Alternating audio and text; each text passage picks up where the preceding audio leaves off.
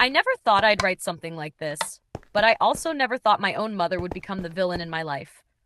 A few months ago, my husband and I had our first child, our daughter.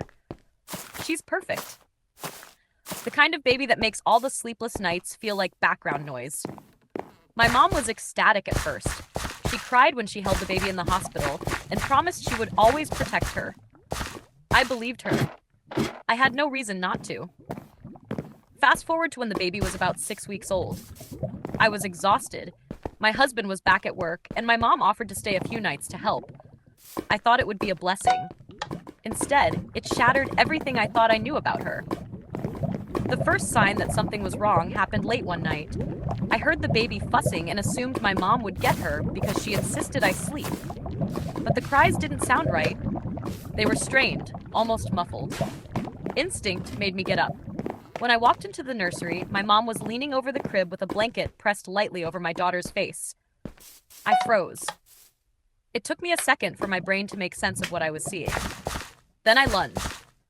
The moment she saw me, she jerked back and started crying, saying she didn't mean it, that she was just trying to calm her down, and she didn't realize the blanket slipped. But the blanket was cupped in her hands. It didn't slip. I told her to get out. My voice didn't even sound like my own. It was shaking so badly I could barely get the words out. She kept insisting it was an accident, swearing she'd never hurt the baby. But I couldn't even look at her. My husband drove her home that night because I was too afraid to let her anywhere near the baby again. The next morning, she sent a long message saying she'd been overwhelmed, that something came over her, and that she needed help. She begged me not to tell anyone, begged me to let her come back and prove she wasn't a danger. I didn't respond.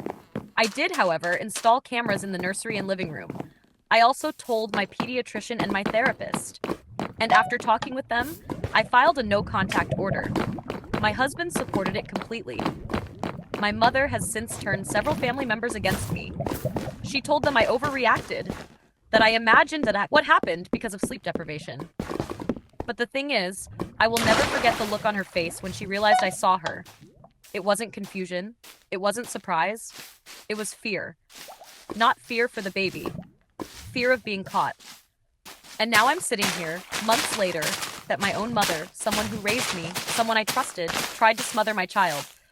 I haven't let her see the baby since. I don't know if I ever will. Sometimes I still hear that muffled cry in my nightmares. I guess I just needed to tell someone.